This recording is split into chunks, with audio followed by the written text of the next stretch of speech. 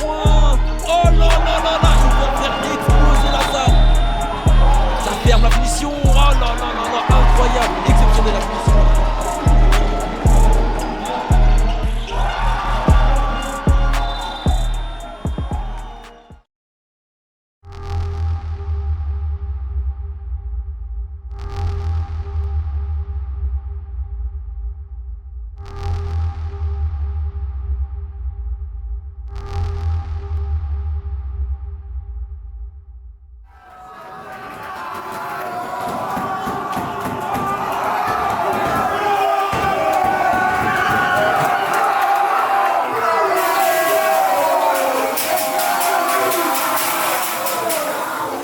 Bonjour à toutes et à tous et bienvenue à Luxeuil-les-Bains pour ce plateau Coupe de France U18. Et aujourd'hui, place au quart de finale. 4 équipes, 2 matchs et du très très haut niveau. L'Asvel Dijon pour le premier match, suivi d'Antibes Gravelines. Et croyez-moi, c'est le plateau à suivre aujourd'hui. Pour le premier game qui s'apprête à débuter, on aura l'Asvel d'un côté qui a vaincu Aix-Maurienne 64-79 en 8e de Coupe de France. Une équipe complète, beaucoup du 21 qui joue aussi avec les espoirs de l'Asvel. Et surtout, Marvin Wadé, le joueur à suivre de cette équipe pour ce match. Un meneur très efficace, expérimenté et reconnu. Il n'en est pas à son coup d'essai, c'est la 3e fois qu'il participe à la Coupe de France. Et avec sa vision de jeu et son tir, c'est un joueur qu'il faut surveiller de très très près dans cette rencontre. Mais attention, parce que de l'autre côté, c'est pas n'importe quelle équipe. C'est la JDA Dijon qui avait vaincu l'AGL Bourg en 8e de finale 60-50, plus 10 donc.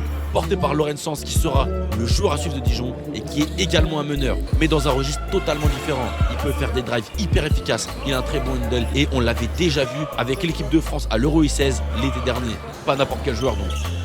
Les joueurs finissent de s'échauffer ici à Luxeuil-les-Bains. Alors que la présentation des équipes commence, on sent que la tension monte d'un cran dans la salle et ça nous promet un très gros match.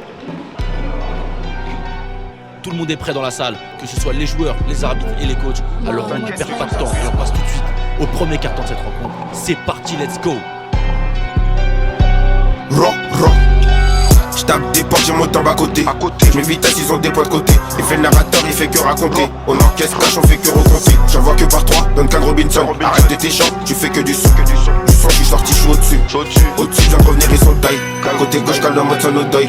Un trophée, mais je veux pas de la médaille. J'avais trop faim, je passais dans les médias. Tout pareil sur les médias.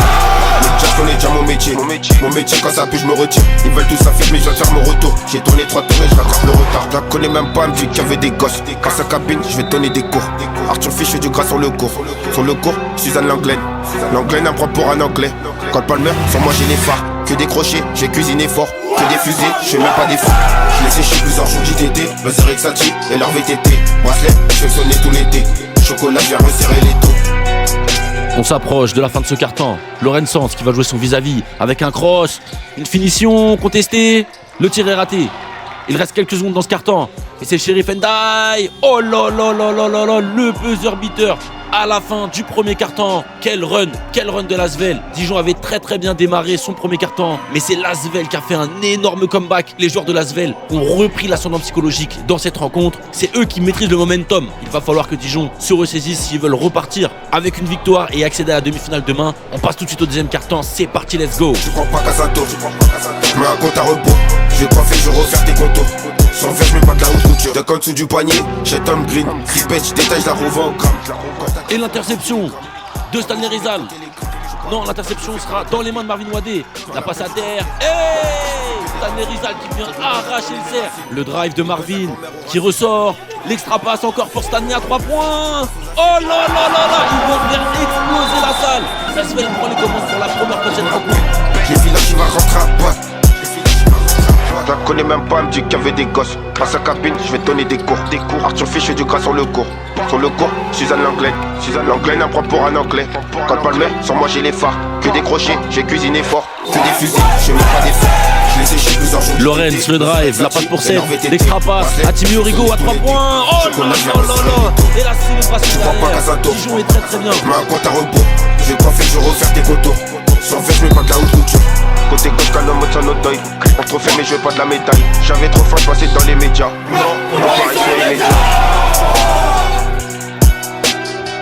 Et le drive de Marvin finira nulle part. Et c'est donc la fin de cette première mi-temps sur un score de 32-38 en faveur de Dijon. Et l'Asvel est derrière, mais on les voit mettre une bonne énergie alors que les joueurs regagnent les vestiaires. On a eu affaire à un vrai combat dans cette première mi-temps, dans ce match à élimination directe. Et on a envie de savoir laquelle de ces deux équipes va tout simplement remporter ce combat pour accéder à la demi-finale qui aura lieu, je le rappelle, demain contre le vainqueur du deuxième match qui va s'enchaîner avec ce match-ci. En attendant, dans le deuxième quart-temps, Dijon a fait beaucoup de fautes et l'Asvel en a profité pour rester au coude à coude. Il y a vraiment beaucoup de tension, on voit que les joueurs sont prêts à repartir sur le terrain. Alors on perd pas plus de temps avec le débrief et on passe tout de suite à la deuxième mi-temps de ce match pour savoir qui, de Dijon ou de l'Asvel, ira en demi-finale. C'est parti, let's go!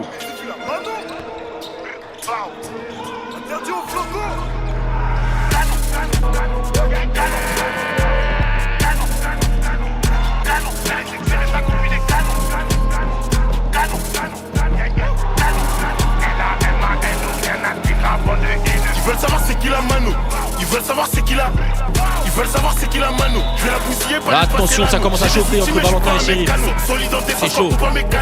Valentin qui trouve Lorenz pour la contre-attaque. Oh, le layback magnifique. Plus 9 pour Dijon. Arrêtez bientôt ma tête sur Canal. On les fait boiter les hommes s'ils nous connaissent. C'est ce qu'ils laissent, je peux pas finir comme Canal. Encore un appel manqué sur mon. Luflor, le Saoudou qui défend sur Jordan Mourok. Qui va le driver, la main gauche, ferme la position. Elle est sexy mais sa copine est canon. Elle est sexy mais sa copine est canon. Pourquoi c'est plus le même devant le canon? Elle est sexy mais sa copine est. Elle est sexy mais sa copine est canon.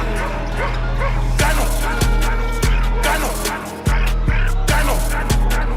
Canon. Elle est sexy mais sa copine est. Et le dernier tir de ce troisième quart-temps pour Arthur Gruska qui va manquer. Qu'est-ce que c'est compliqué pour l'Asvel qui subit la domination de Dijon, 45-62. Dijon domine complètement. Et l'Asvel qui perd espoir. J'ai l'impression que l'Asvel est en train de perdre espoir. Moins 17 à l'entame du quatrième quart-temps. Il va vraiment falloir tout envoyer. Mais attention, je le rappelle, c'est un match à élimination directe. Et l'Asvel a un effectif avec des joueurs qui jouent quasiment unanimement en U21. Ils ont les ressources pour aller chercher une victoire malgré les 17 points de retard. Le comeback n'est pas impossible, mais Dijon ne va pas se laisser faire. On passe tout de suite au dernier carton de ce match. C'est parti, let's go!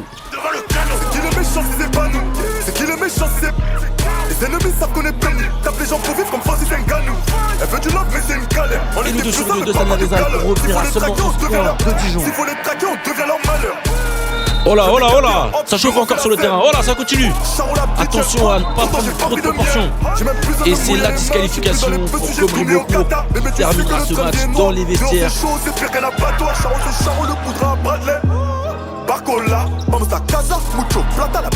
Et non, l'Asvel s'empare du ballon avec Marvin Wadé qui va monter ce ballon très rapidement. La défense qui ferme. Et Shérif pour marquer 2 points. Dijon n'arrive plus à tenir cette équipe de l'Asvel qui a eu un énorme second souffle dans ce quatrième quart-temps. Temps mort obligatoire pour Dijon. Et attention à l'Asvel qui est en plein run. La fin de match va être complètement folle. Et le jeu repart déjà côté Asvel avec Shérif qui remonte le terrain main gauche. Le drive à personne. Oh, le deck, il a arraché le cercle. Shérif a complètement arraché le cercle. Oh là là là là.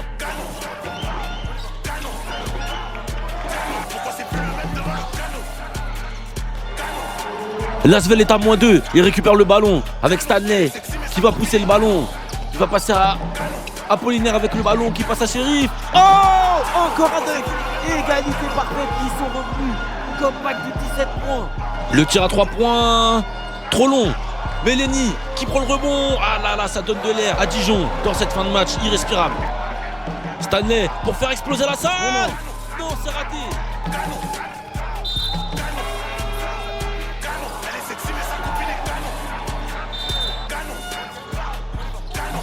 Marvin Wadé qui fait sauter. Le drive compliqué, c'est manqué.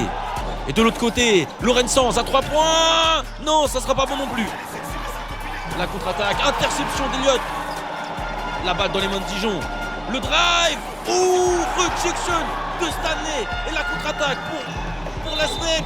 Et Marvin va provoquer la faute. Non, ce serait un pied. 25 secondes à jouer, toujours 3 points d'écart. Marvin Wadé, le tir à 3 points dans le corner. Encore manqué. Mais le rebond dans les mains d'Arthur. Et la faute sera sifflée, 2 lancers à venir. Et Arthur qui convertit ses 2 lancers francs pour l'Asvel. Le score sera donc de 70 à 71 en faveur de Dijon qui prend son temps mort. Il restera 19 secondes de jeu. C'est très très chaud. 1 point d'écart. L'Asvel a complètement retourné ce match. Et on voit les joueurs de Dijon qui mettent en place la stratégie finale pour essayer de scorer alors que les joueurs de l'Asvel sont déjà de retour sur le terrain, prêts à envoyer une grosse défense. Attention à ne pas faire de faute et à récupérer ce ballon proprement pour l'Asvel. Et Dijon va devoir soigner cette attaque. La remise en jeu pour Dijon et l'interception directement de Marvin Wadé qui va mettre en place. Il reste 15 secondes, une poignée de secondes. La perte de balle. Oh, la perte de balle. Non, la balle sera cafouillage. Et l'arbitre siffle. Retour en zone. Oh là là là là, la balle sera de retour dans les mains de Dijon. Les joueurs de l'Asvel peuvent s'en vouloir. Ils avaient la balle pour remporter le match alors qu'il ne reste que 9 secondes. Ça va être très compliqué pour eux. Jordan Monroc à la remise en jeu. L'Asvel va tenter l'interception. Non, la balle dans les mains de Timéo. Et la faute sera sifflée juste devant le banc de l'Asvel. Les joueurs de l'Asvel n'y croient pas. Mais ça fera 2 lancers francs supplémentaires pour Timéo. Et le premier sera validé pour donner 2 points d'avance à Dijon. Le deuxième est bon aussi. Temps mort immédiat pour l'Asvel. Quelle stratégie va mettre en place le coach de l'Asvel pour essayer d'arracher la prolongation ici à Luxeuil-les-Bains? On va tout de suite le voir dans cette dernière possession qui aura lieu en zone avant. C'est parti, let's go. Prolongation ou victoire de Dijon? On va le savoir tout de suite avec cette dernière possession. La balle dans les mains d'Arthur Bouska qui va driver. Le tir à 3 points entre 2 joueurs, c'est compliqué.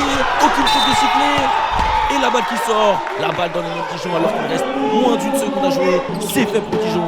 Ils vont s'imposer aujourd'hui à Luxeuil-les-Bains pour ce quart de finale. Et ça y est, le match est terminé. Et c'est une victoire de Dijon dans une ambiance de fou. Dijon a donc décroché son ticket pour la demi-finale de demain avec un énorme match d'Eliott. Malgré le comeback de 17 points de l'Asvel, c'est bien Dijon qui se dirige en demi-finale. Malheureusement pour l'Asvel, l'aventure en Coupe de France s'arrête là. Et si vous voulez savoir qui de Antibes ou de Gravelines seront les adversaires de Dijon demain pour la demi-finale sur ce plateau, on va enchaîner tout de suite.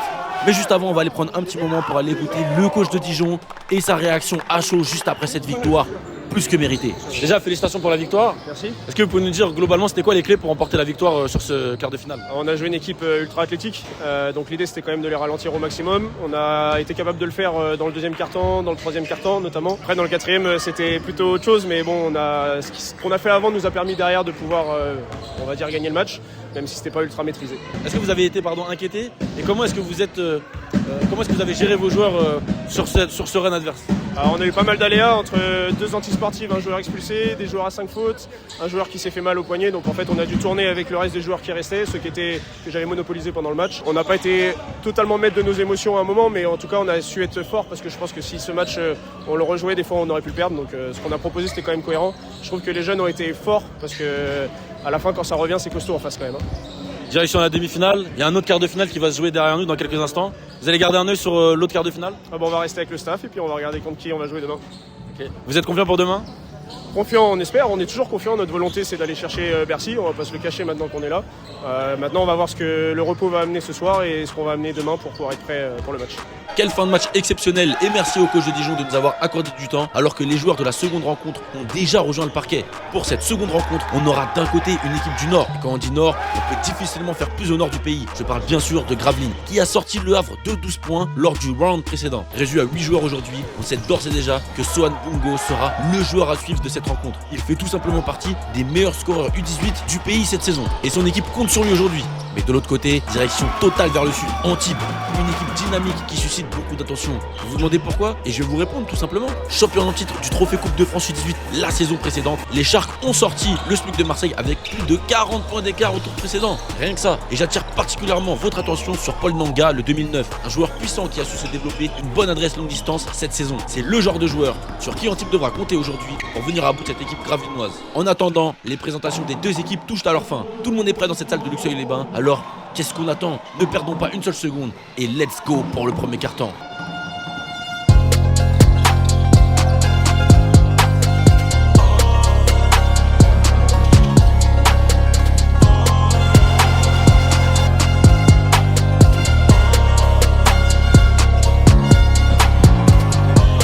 C'est bientôt bientôt la fin. J'ai braqué la drill comme un assassin. J'suis dans la ville, j'touche pas l'assassin. J'ai mis les voiles, les condés, je les sens. Déboulé à n'importe quel moment. J'suis défoncé, j'ai bu toute la tequila. Dégoûté quand ça parle pas gros montant. Cascaraï, tu sais pas c'est qui là. Et l'interception de Ilan Lanza. Elle aime les réputés pour la vente de crack. Tu connais mon triangle, la zone la plus crade. J'vis sur un chéri puis j'vis sur un crack. Amitié gâchée par rapport au flic. J'achète un pétard, je le mets sous mon froc. En espérant pas croiser les flics.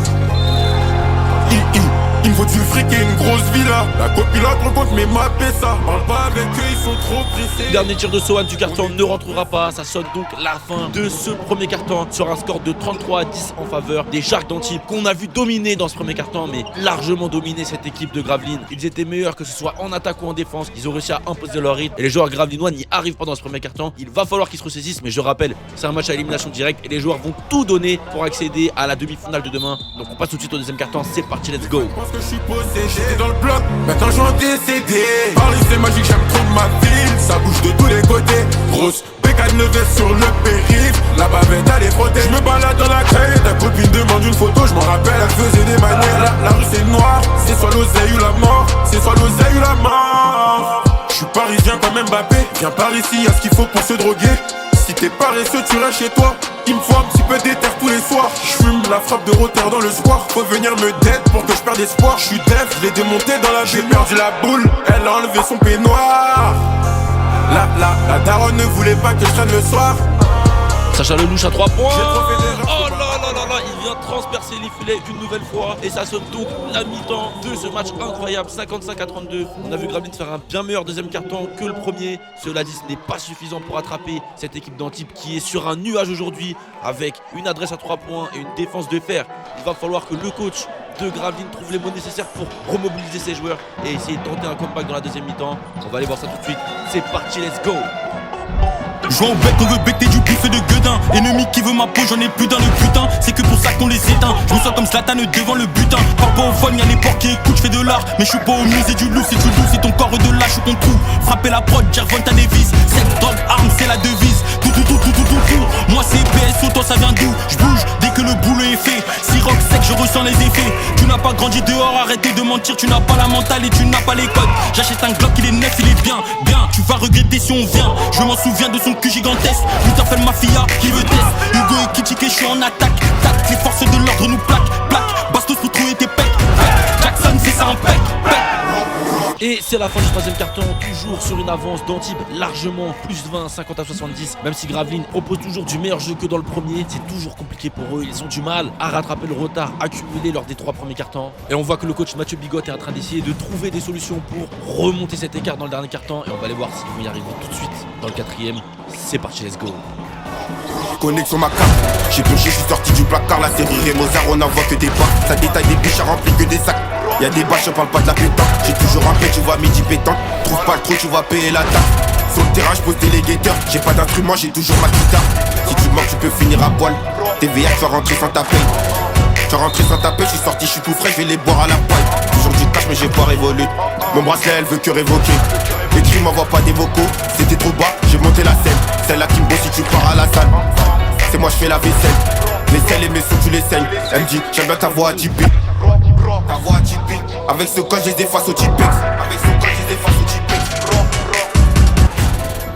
Et Baptiste Gaudin qui va prendre le dernier tir de cette rencontre, qui tombe dedans, le triplé est validé. Mais malheureusement pour Gravelines, ça ne sera pas suffisant pour s'imposer aujourd'hui à Luxeuil-les-Bains contre cette équipe des Sharks d'Antibes qui auront été exceptionnels du début jusqu'à la fin. Ils auront bien mérité leur ticket pour leur demi-finale, qui je le rappelle aura lieu demain contre Dijon, qu'on a vu sortir l'Asvel dans un match tout aussi exceptionnel avec beaucoup de pression. Félicitations aux deux équipes et à tous les acteurs de cette rencontre. Et on passe directement à l'interview du coach des Sharks pour son ressenti à chaud sur cette victoire en quart de finale. Victoire sur le quart de finale, c'était quoi les clés pour remporter ce match face à une équipe de Gravelines aujourd'hui? Gravelines, je pense qu'ils étaient un peu affaiblis, ils étaient que 8. La clé c'était de jouer notre match à nous, mettre beaucoup d'intensité, beaucoup de relance pour les fatiguer.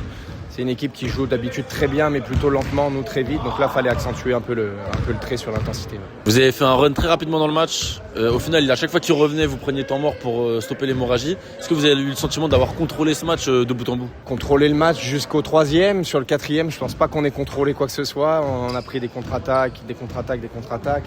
Offensivement, on était un peu perdus, on a un peu relâché, moi y compris. Voilà, on a bien géré 3 quarts temps. Le 4e, on s'est tous mis un peu à l'envers, mais bon, l'essentiel c'est de gagner et de jouer demain. Vous avez l'expérience des demi-finales. Demain, demi-finale contre Dijon. Vous avez peut-être vu un peu le quart de finale qu'ils ont proposé juste avant le vôtre. Comment vous sentez le match de demain? Ça va être une guerre, hein. On les a joués l'an dernier, si je ne me trompe pas, 4 fois. Une fois cette année, on les rejoue là. C'est toujours des matchs hyper accrochés, c'est physique, c'est basket, c'est des belles oppositions. Donc là, je ne saurais pas te dire la clé. Si on est dans l'intensité, on pourra combattre, mais eux, ils connent fort, donc il faut être là. Vous êtes confiant avec votre groupe pour demain? Bien sûr, toujours confiant. Bah, bon courage pour demain, en tout cas on sera là. Et cette interview qui sonne la fin de cette première journée du plateau ici à Luxeuil-les-Bains. On connaît donc les 2 équipes qualifiées pour la demi-finale de demain. D'un côté Dijon, de l'autre les Sharks d'Antibes. Un sentiment de déjà vu, 2 équipes qui se sont affrontées l'année dernière de nombreuses fois. Ça nous promet d'être un spectacle à ne pas louper. Alors n'oubliez pas de vous brancher sur Reportage Gradin pour être sûr de ne pas manquer cette opposition qui s'annonce déjà incroyable. J'en ai l'eau à la bouche. C'était Webzer, c'est parti, let's go.